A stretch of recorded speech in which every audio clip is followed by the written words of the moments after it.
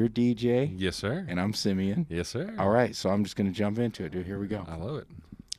Ladies and gentlemen, welcome back to another episode of Steady Focused. This is the third episode here in the new downtown Wichita Falls studio. I'm very excited. And guys, we have a gentleman that drove all the way up from Fort Worth. That's right. All the way from Fort Worth. Yep, you know, Stockyards. I don't know if you know this, man, but I've been calling around to some of your friends. And I've had one person hit me up and said, hey, I heard you're going to Simeon's. And I'm like, yeah. How do you know that? Yes, Oh, you called me. Yeah, so some of the words that were used to describe you. Uh-oh. Innovative. Oh. Creative. I like that. Visionary. Driven. So I had already wanted to sit down with you, man, knowing what you've done for Fort Worth music, Texas music, your entrepreneurial hustle, all of that. I wanted to sit down with you anyway. And then once I started reaching out to people, telling them, what do you know about DJ? I want to kind of be prepared more for this. And they started filling me in. I'm like, man, I love this. I really love this. So welcome to the show, dude.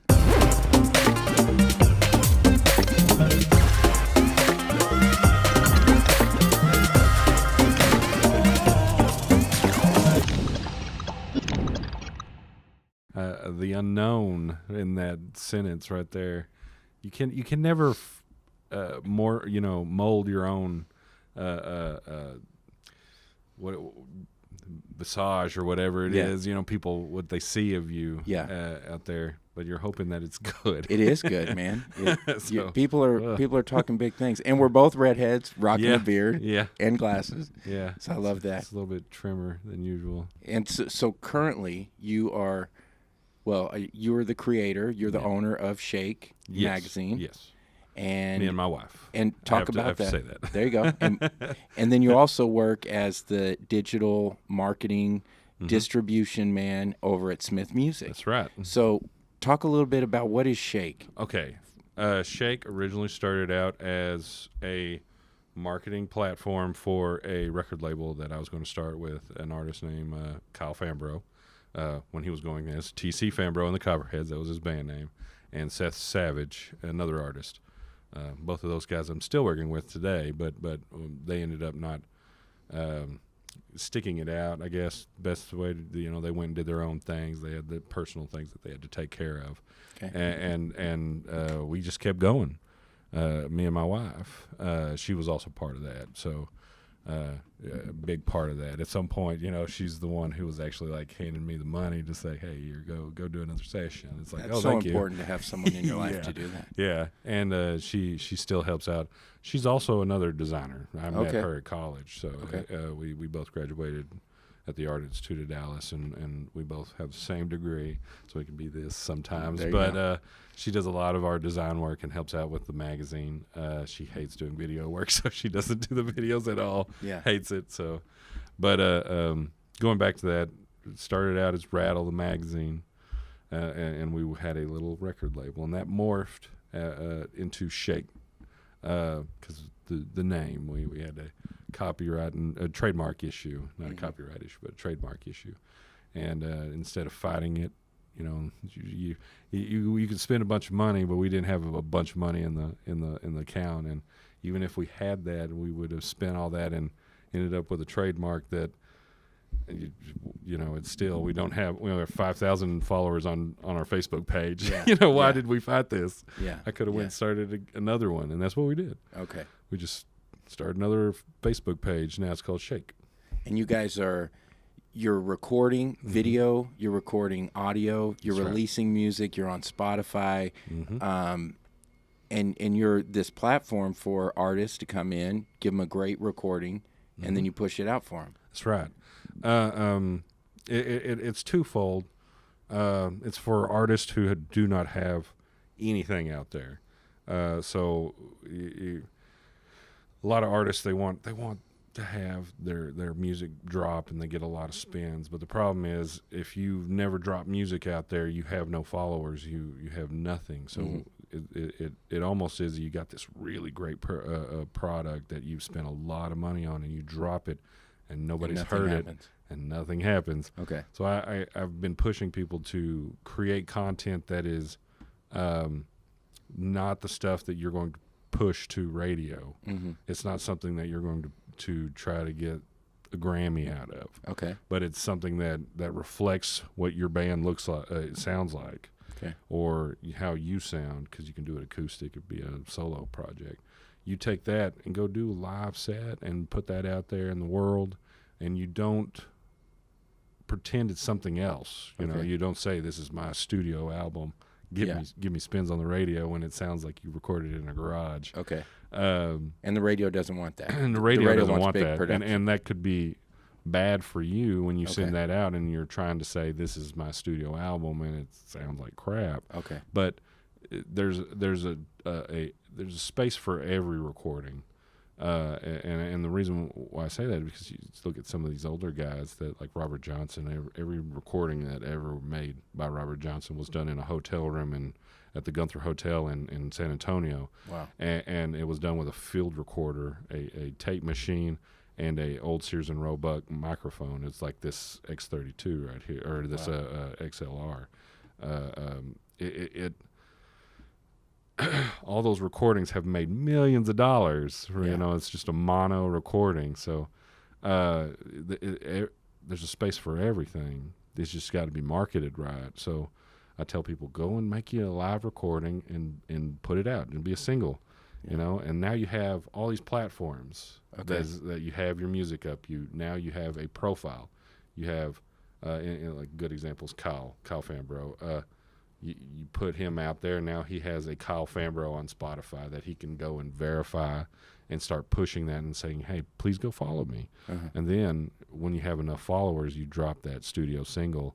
It automatically starts popping up in people's Monday playlists and their Friday release playlists. Okay. You're skipping over that, trying to build a fan base off of your good recordings that you're trying to push to radio, or other places, because sometimes radio is not the right place. But you're having a better jumping off point. How long have you been messing with music? I mean, you're pretty deep into it now. I mean, right? I mean, this is.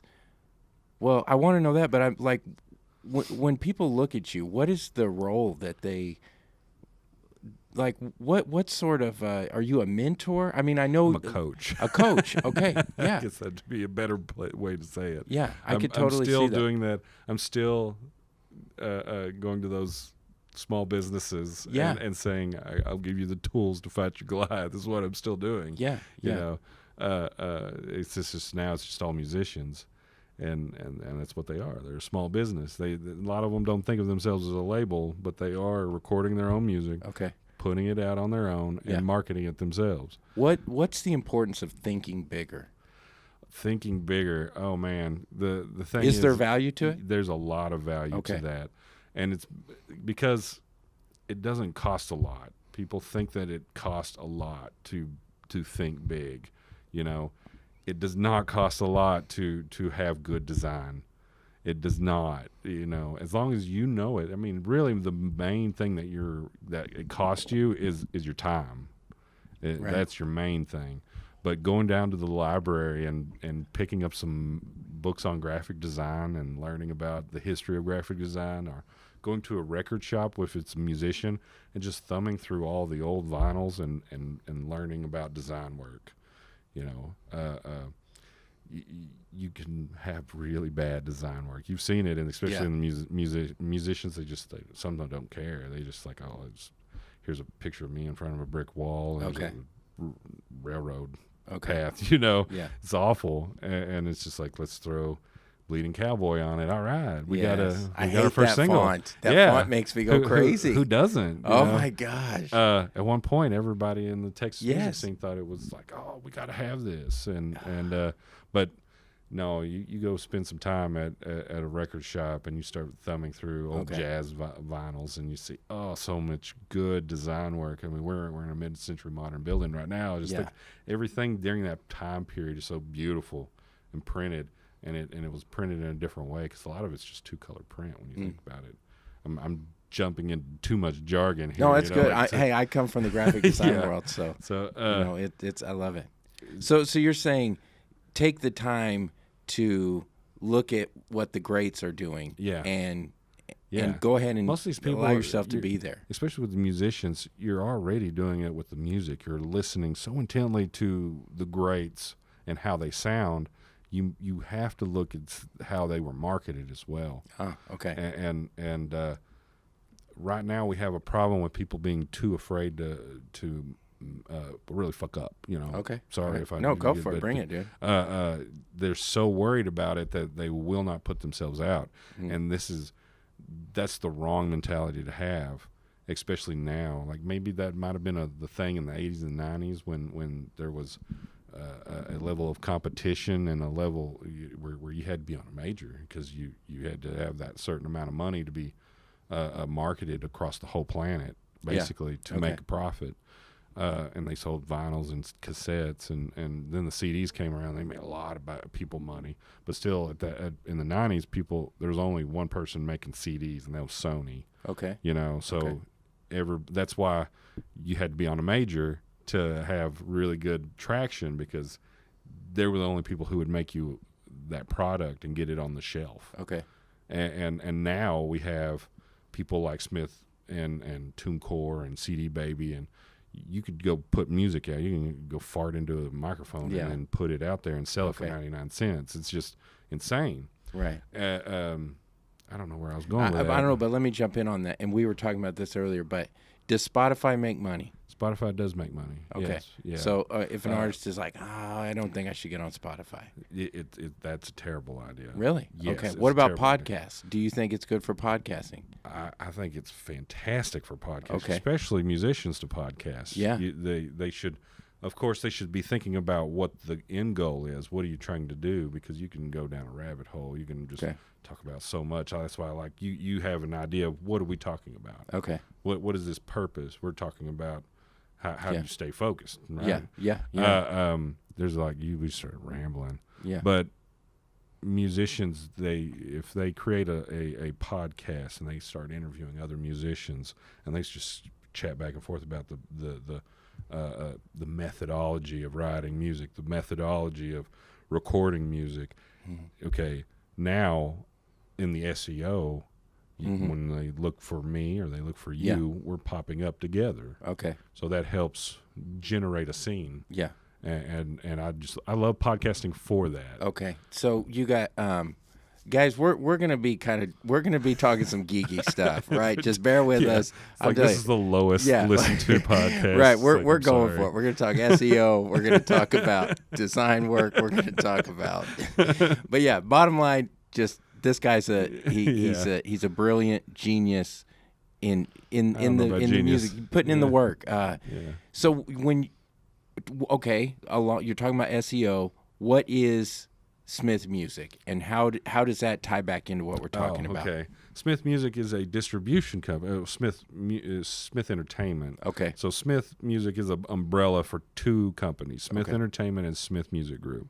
Smith Music Group is the record label that owns the Live at Billy Bob's Masters, and then we've got over 50 of those. Smith Entertainment is what distributes that music. I know that might seem confusing, but they really have to stay separate. Okay. Mainly because it helps keep things moving. All right. And so we distribute those 50 albums on CD, vinyl, and also on, across all the platforms. But then we also take other people's music and distribute them and get those on the shelf. Okay. And I don't want too much, Smith's horn, but it's a vital piece of most people can't get on the shelves now. Yeah. It's even harder for big guys. And we have a network of gift stores, and we sell a lot of CDs. We still do. Wow. We still do. Okay. If you go into a Buck-ees and you see a rack, that is Smith Music's rack. Oh, wow. They own the rack. They own the CDs. They paid for them. Okay. And then people buy them at Buck-ees and sends us a check. Wow. If you go into Cavender's, those are our CDs as well, and we sell to every record shop that sells vinyl. Yeah. Okay. Yeah. If So- they want it, we'll sell it to them. What's the number one mistake you're seeing people make right now? Spending a lot of time polishing up an album, making something really great, and then just dropping it And not immediately. okay. And that's that's a problem, big time, because you it becomes where people just like, why am I not getting any listens? Why Yes. am I not getting any spins? Well, the reason why is because nobody knows you exist. Yeah. There's a lot of good music out there, a lot of really good music that does not get listened to because of that.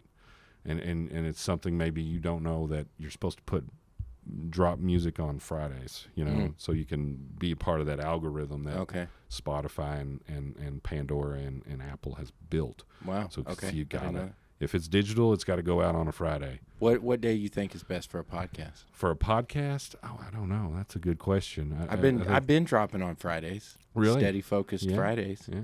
But, How's that? It goes pretty good, man. Yeah. Facebook seems to get the biggest traction. It goes on iTunes, but honestly, I don't know the results of anything what's going on. Oh, really? I know it's going on iTunes. It publishes, and people tell me, "Oh man, I listen." That's how I listen to it. Oh, okay. I don't know any of the what's the word? The numbers. You don't have not any of the saying- stats. Yeah, the stats. I know Okay. none of that. And then I also posted on YouTube. It does okay on YouTube. Not so much. Facebook is where it really Oh. gets most of the attention. Yeah, and that's the video portion. Yes. Okay. Yeah. And then so I'll take this audio and then I'll put that on the website, and then that shoots it up to iTunes. Have you done it on Spotify as well? No, I've tried and I don't understand. Okay. So I haven't figured that out. We'll talk about that later. Let's talk. What's your biggest struggle right now? In what way? I have take it so however many you want. struggles. Okay, yeah. I don't just lay it out there, man. What I love with Steady Focused and why I brought you on here is because you're growing. Yeah. Right. And I've been. I am definitely growing. Yeah. Right. No, I mean, like James Cook's working with you, TC Fambro, Eric Willis. A lot of the people that I respect. It kind of keeps coming back around to you. Yeah. So that's why I want to get you on. And on the show, I like to bring on people who are successful, who are putting in the work, who are growing, who are dedicated towards their craft in some way. Yeah. But then also pull the curtain back and say, hey, they're a real person. This is how they are struggling. Oh, and this is what they're overcoming, So even in your business, what's something you're struggling with right now? Oh, man. Just really, it's always getting the word out. It's always a struggle. All right. Just getting people to know what's going on. And then that's, I've come to the realization that I'll never get to that saturation point where everyone on the planet knows me. It's like you'll just never get there. I came to that realization because of Justin Bieber. Oh, gosh. Okay. Justin Bieber dropped that song, Despacito, with I can't remember his name off the top of my head, but he's a Puerto Rican artist, Spanish language artist. Yes. Justin Bieber, pretty big. That other guy is number 4 in the world. Wow. Yeah, and much bigger than Justin Bieber, and that was the realization. I've never heard of that dude, and he's number 4 in the world. Okay. So there's always going to be somebody who's never heard of Shake or anything that I've ever done. So I'm always going to have to be out there hustling and trying to get people to know about it. And I can hit a saturation point in Fort Worth. I can hit a saturation point in Texas. But, I mean, once you get to the world portion, it's a different world. It's a whole, yeah. What do you do when on days you're down, man, and you're just I don't know what you're talking about. Days that I'm down? Yeah. You mean down like I don't have anything to do? No, I'm not talking down like man, just like when you're kicking yourself and you're like, oh, I'm that. Yeah, it's been far and few between now. Cool. I've struggled a lot with depression. Okay. Especially early when getting things started. Okay. Don't know what to do. But now I am so consumed with work, I never have any time to think about it now. So is it important to fill our minds or to occupy our time? We might be having this conversation 10 years from now, and I'll be like, oh man, you know what? I should have done this. Should have went to that soccer game that my kid had. Yeah. But and I'm going to go to all the basketball games. Trust me, I'm go. going to. But there's things you miss maybe. Yeah, dude. There might be, but right now it's like you gotta grind. It is, man. You gotta keep, and that is a struggle right now. That is my biggest struggle. All right. I have 2 girls and I have a wife, and balancing that and with conquering the world. Yeah. And trying not to look like a fool while you're at it too. Okay. You know, because we're out right now. We're making videos of ourselves. Yeah. And it's like, oh yeah, this is cool. You know, Yeah. great. We're listen to DJ talk about really boring stuff to most of the people on the planet and get 500 views. It's like, all right, you know. Yeah. But oh man, how do you get over that? How do you get to the next level? How do you you sit there and you're refreshing a YouTube channel and it's like, oh, it's still at 3 views. Is nobody liking that? You know, what do you think social media, the effect it's having on us? You know, like as a society, comparing, judging, freaking out, you know, all of that. For sure. Because that's something I've been really like digging in on a lot, is not only noticing my own behavior, noticing other people's behavior, thinking about my son who's 8 coming up. Yeah. And I'm like, man, you know, this is I'm a better person if I get more likes. And I'm not a good person if I don't get any likes on that, but let me try again and I'll get some more likes and then I'll be a better person. Yeah. You know, something like that. It's frustrating. Yeah. It's weird. It is. And luckily, I don't think much about likes, but views. Views. Okay. There you go. That's my thing. Is views and streams, you know. Yeah. And you spend a lot of money doing these, going to the studios. Right. Studio time is not cheap. And when you do something and you drop it in that first 24 hours, that's the most important. Yeah, it gives you an indicator of where you might be going. You know, sometimes after a couple of weeks, you get a better view too because it's had time to churn and now it's popping up in the right playlists. But there's sometimes and you are like, oh, I know this is going to be the one. This is going to have a really big impact. And it doesn't go anywhere. You only get a few thousand spins on Spotify, and you're like, oh, what, why? That's also the fun part too. I'm not a gambler. Yeah. You know, I'm not. I went to WinStar first time last week. All right. And I did not bet anything because I don't do it. I just watched other people do it. But this is something I do bet on. Is when you're bringing in an artist that you don't know if I don't know. Usually know what they're going to record. Okay. I just give them parameters. We're gonna do 2 live tunes in the studio. Be prepared. You know, practice. But most of the time they don't tell me what they're recording until they get there, and so it could be a dud. You never know. Okay. But then you get things like Cody West or Ogesia. It's got done very well. It's almost 175,000 spins on Spotify. Wow. And that you see that and you're like, wow, I never thought I knew it was a good song, but I didn't know it was going to be our top song by 3 times the next one, you know. Wow. Okay. Which is Eric Willis. We love Eric, but Eric's it's great. like 80,000 spins. There you go. Wow. It's like, wow. And that one, it's full band. And you know, Eric's great. It sounds great, but the Cody West Ogesia, the song is just acoustic, him by himself. Nothing fancy, and it's got 175,000 spins. How? Why is that? Wow. Why is that? And I don't know. I have no clue why it works. That's the fun part. I tell artists all the time, you don't know what's going to break. Yeah. You just got to keep making content and so finding just keep what's pushing? going on. Yeah, keep pushing. Keep going. And especially in this era of the music business. Yeah. I don't know what the future looks like for but right now in this pocket time, we don't have CDs, but we have all this discovery and people making content and really a artist needs to think of themselves as Netflix right now. All right. There you go. And it's you have so much equity in those songs that you write. You have you make you can make so much on unrecorded song. You can sell it to somebody else to record it, or you could record it yourself and put it out and make money, and you can keep recording that song over and over again and make money off of it. Like Willie Nelson, every live album starts with Whiskey River, and it's people keep buying it. It's every different version of that. It's the reggae version. All right, you make money off it every time. It's been the only business I know that you can do that in. Yeah, and it just blows my mind. What's some of the best advice you've ever received along this journey, man? You've been pushing so hard. You know, you're creative. You're in a tough industry anyway, the music world. Yeah. Don't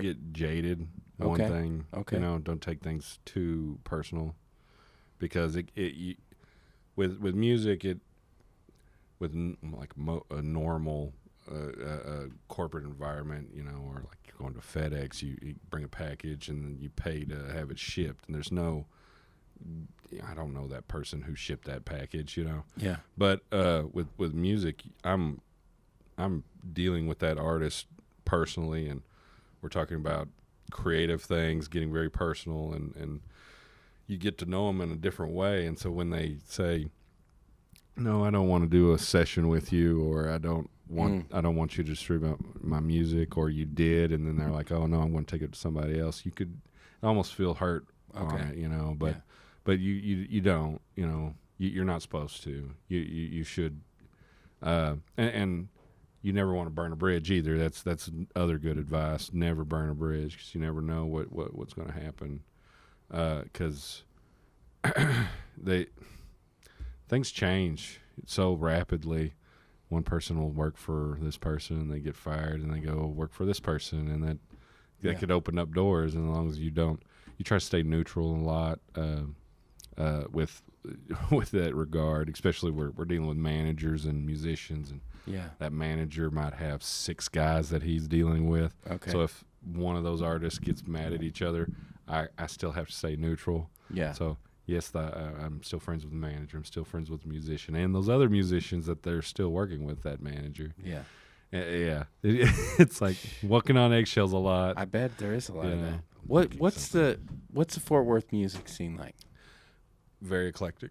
That's one of the fun things. I'm on a Here Fort Worth board. We nonprofit that deals with. We're connected with the Visitors Bureau. Okay. And we help educate musicians and market the music scene outside of the Fort Worth area. We do a South by Southwest showcase. All right. And last 2 times were official, so it's been pretty good. Cool. City paid for it. Fort Worth can be thought of just like the Stockyards and country, but it's so much more than that. We have a thriving rock scene. We have a thriving rap scene, hip hop, a lot of pop, and you don't think of that when you think of Fort Worth. You think of Steers and Cowtown and Lone Star Beer. Yeah. There's a guy named Lou Charles that I'm on the board with Here Fort Worth with, and he's just an amazing rapper, and it's just cool to see. It's not just the same old. And what I love is we are also we're working our butts off to make sure that people know about it. Yeah. You know? Okay. We were designated the first music friendly community by the Texas Music Commission, or Texas Music Office. Are you familiar with that? No, not at all. Yeah, what is that? Okay, Brandon Anthony is the Texas Music Commissioner. He's appointed by the governor to oversee a part of the governor's budget to promote music in Texas. Awesome. And him being in Austin, it's like a no-brainer. For the most part, that office was created to promote Austin. Yeah, right. At some point, but Brandon, he's amazing. He's been around for a few years now as the new commissioner, and he's really tried to do Texas as a whole, especially since he was a touring musician. He's a fiddle player and mandolin player. He's on a lot of Live at Billy Bob's with Pat Green and Wade Bowen and I think Brandon Ryder. Wow. So it's like a lot of he's very connected, and him and his group came up with this idea of making certain municipalities, they do a certain set of actions, like guidelines. They have a guideline that you do these certain things and you become a music friendly community. Okay.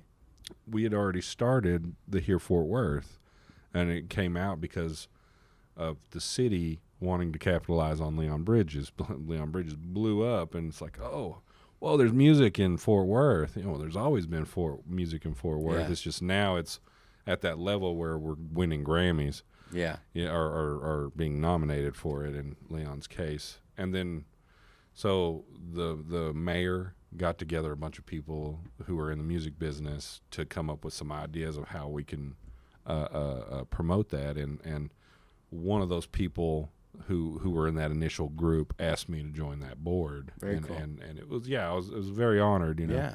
That was when we were still Rattle. And I was like, oh, okay, that's cool. And so got that ball rolling and created the South by Southwest thing. And it's just, that's cool. So, okay.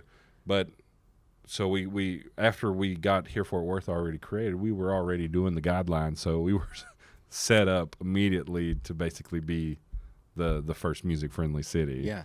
Has there been a lot of other cities? Yes, since then? quite a few. Stephenville just got their designation. All right. So they're slowly coming out, and there's supposed to be a conference at some point where all those representatives from those music friendly cities are going to come together. We need to get that in Wichita Falls. Oh, wouldn't that be great? Yeah, we do need to get that. It's not that hard. It's just you got to create a citywide effort to promote the music in the city, and it's just going to take. I could see us doing that. Yeah, because you got some great guys. We do, man. James Cook, Eric Willis, the Downtown Royalty Band. Yes, there you go. Yeah, so you just got some guys coming up here. Gosh, there's so much. I mean, and we've got punk rock, we've got indie rock. Right. I mean, the singer-songwriter. We've got, there's metal bands. All that. There's all that good stuff for sure. Yeah. So, what's some advice that you hand out? I'm struggling. I want to. I'm not me particularly, but I'm saying, just as a person. Yeah, and I'm saying, DJ, I've got dreams, but I don't know how to get started, or I don't know what to do, or Yeah. What do you say along those lines? I always tell them to go to the nearest bookstore first. All right. Yeah, let's hear it. I want to hear this, dude. Man, most people have really lofty goals, but they don't know how to get to it. There's a Japanese philosophy on tiny steps towards your larger goal. I'm very interested in that mentality. Small bites. My dad always said, "How do you eat an elephant? One bite at a time." Okay. Okay. You cannot just jump right into it. So the first thing I tell most of the people that I deal with is go to a half-price bookstore or a used bookstore and pick up Guerrilla Marketing by J. Conrad Levinson. Yes. He was one of the guys who was on the team who created the Marlboro Man, and he retired from. He was a madman, except he was in Chicago, not Manhattan. During the '60s, he retired from advertising in the '70s and early '70s, and ended up going into teaching. He was teaching in California during the Carter administration, and when no one had. It was super inflation, and no job prospects. It's like you're coming out of business school, and what are you going to do? Okay. So he created this idea of guerrilla marketing, spending little to no money to grow a business, and that's kind of that think bigger. Yes. He's the guy who created the Marlboro Man. Yeah. Yes. One of the guys, and he's telling you that you could do that. You can get a cultural phenomenon going without spending very much money. And his book it makes you think about marketing at a different level. Okay. That you are marketing at all times. You from the way you dress, the way you speak, who you deal with. All right. And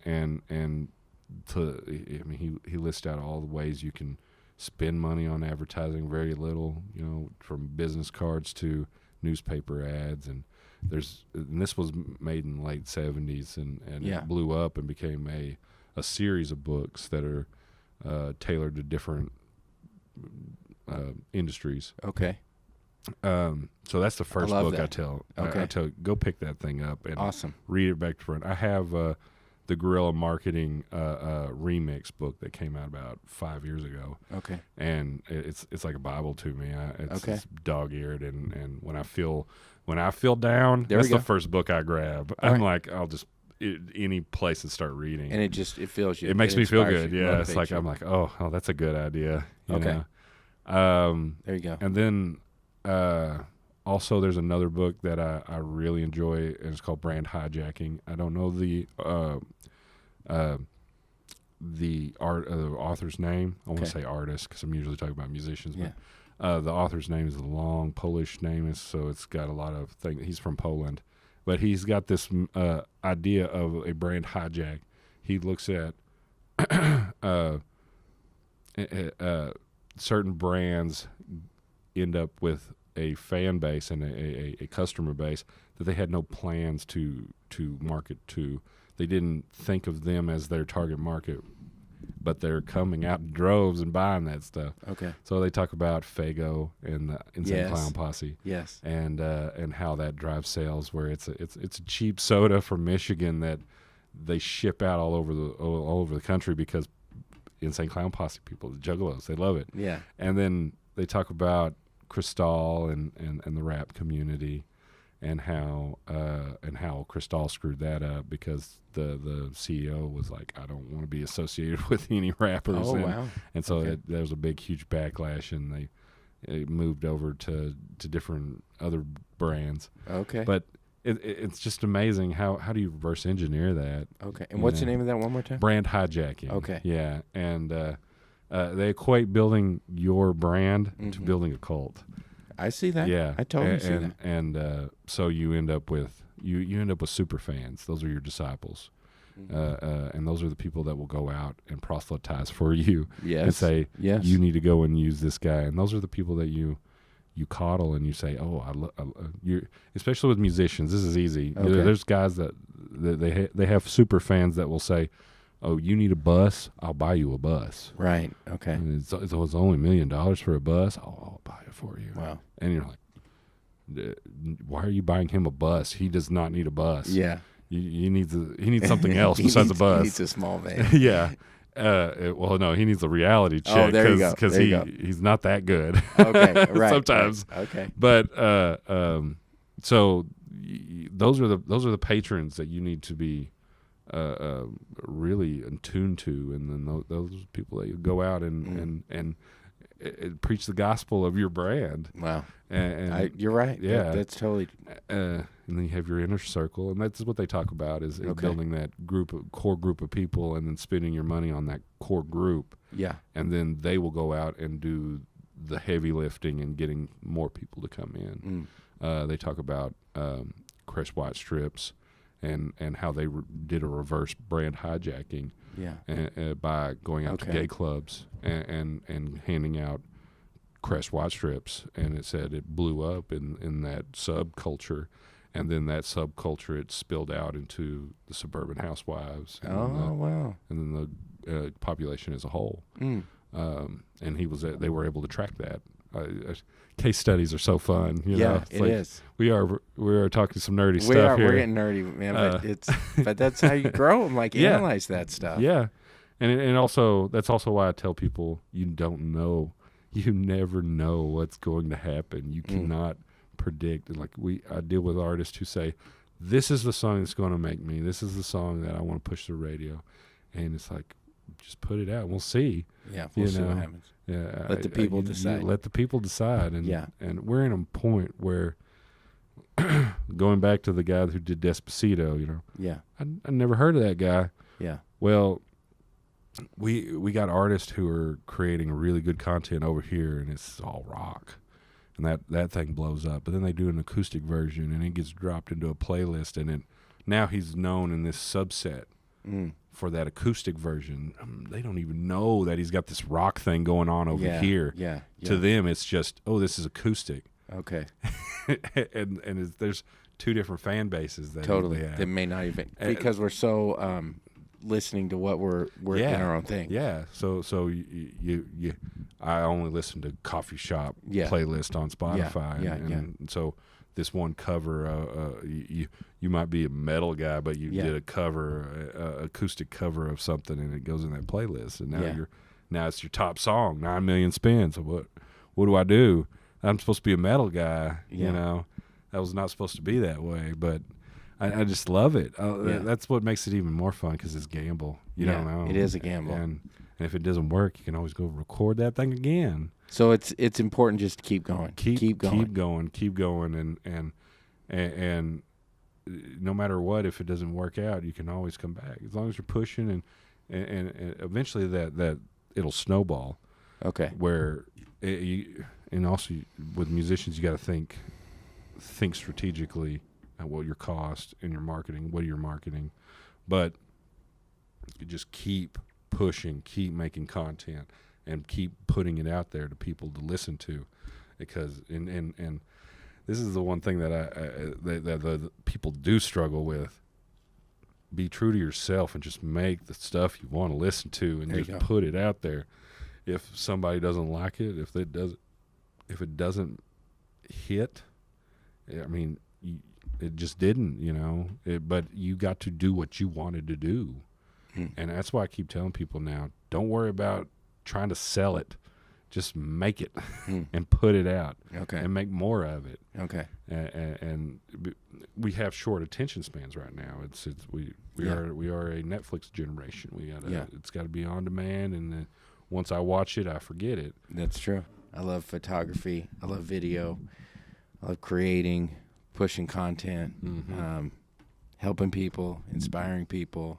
Man, a guy just got a steady focused tattoo on his wrist. No way. You've elevated it. And brother. Dude, I was like, whoa. I mean, it's just been hitting me like, shit's going. I mean, you know, it's like, okay, we're doing something. Back in the day, there was somebody I was in a band for 10 years, toured, did all this. And what was it? The band was downstairs. Downstairs. Like people staring down on other people. So we were a hardcore metal band, you know, with some beautiful stuff. But there was one person that ended up getting a tattoo. I do remember that. Man. So that was cool. And now they have a steady focus tattoo. And now I was like, whoa, you know. Yeah. It feels different this time with the steady focus. It felt like, and I was just telling the dude, like, man, I hope this brings you clarity and positivity and like motivation, and it just lights your fire, you know, when you need it at those moments. Yeah. So he was like, man, you're helping people you don't even know, like, just keep it up. So I like that. I like that. And that's what we need. We need more ingesting of that, you know, because I listen to a lot of NPR, and it's just constantly news and all that crap that's just awful. And it's like, oh, man, sometimes I got to put on something. I listen to, we're going to start talking about podcasts. I listen to How I Built This a lot. Listening to how they built these companies up. And, and that ingesting that makes me feel better about my life. You know, I've never gotten racked up millions of dollars worth of debt and had to figure out how to get out of that hole. Oh man, thankfully. It's like my $20,000 worth of student loans right now. It's like, oh, we're okay. We're all right. Well, DJ, I think we're, you know, with this, we've kind of talked around, you know. Yeah, I rambled a little bit. I ramble. I'm sorry. I appreciate you coming all the way up from Fort Worth, you know, and talking with us and sharing with me, you know, and kind of some of your knowledge and your insight. Oh, man. Yeah. I have a feeling we're going to be running into each other some more. Oh, for sure. You know? I need to be coming up to Wichita Falls more often. Okay. I love this city. It is cool, man. I love downtown. Downtown is great, man. I mean, I've come up, hang out with Eric, and come up and hang out with TC. Yeah. And James. I've done quite a few things. Love the Iron Horse. Yeah, it's great. It's a really cool town. It is, man. I've been to a lot of places, and Wichita Falls is my home. You know, it's cool, and I'll take that. So, final thoughts, man. Anything else you want to send out there? I know we'll probably have a lot of artists listening. We got some entrepreneurs, we got some creative people, we got some people who are just looking for some motivation. So take it wherever you want. Well, for one, if you are an artist and you got some questions, hit me up. I am an open book, and I'm always willing to give some advice. Whether you take it or not, it's up to you. But if you're starting out, getting your start, definitely hit me up, because that's what I do. Help people get their start. And what's the best way to reach you? I'm at the Real DJ Dugan on most everything. Okay. And we'll link to all that in excellent the show notes. And all that. There's an actual DJ out of Philadelphia that goes by DJ Dugan. So okay. That's why I'm the real DJ. You're the real one. Yeah. 'Cause it's actually, I am Dan Jr. Oh, so wow. That's why I go by Dan, DJ. Okay, cool. But yeah, that's where they can find me. Okay. And man, I don't know. Another thing, Yeah. Yeah. Don't be afraid to create. Yes. Yeah. Give it as much as you want, dude. You can talk for another hour. Yeah. The floor is yours. Yeah. There's a phrase that my dad always would say that I tell it to everybody, and that's the difference between being a perfectionist and being professional. And a perfectionist will not do anything until things are perfect. They won't even get started until they're perfect. A professional will do what they can with what they have. And that's my philosophy on everything I do. I'm not worried about what do I have enough money. It's like, what do I have at my disposal? When I started Shake, I didn't have a fancy camera. I still don't have a fancy camera, but I had what I had, and I started. You can make anything creative as long as you work within the means that you have. If it's doing mono field recordings like Robert Johnson, or doing a full-blown recording at Warner Brothers Studios, like the Rolling Stones did. It's you can make content as long as you don't be afraid to put it out there too. There's so many creative ways you can make recordings. And, I love that. And just keep making money. That's all you got to do. You're just selling air. That's what I love. There you go. That's why I love the music business. Selling air. Yeah, selling air. I love that. DJ, thank you so much for coming, man. Yeah, thank you for asking me to come. Yeah, man. I really appreciate it. If people want to find you online, one more time, where can they find you? At the Real DJ Dugan, or hit me up at Shake Music TV. There you go. Guys, until next time, I'm your host. I'm your number one, Mr. SimeonHendrix. And this is Steady Focused. That's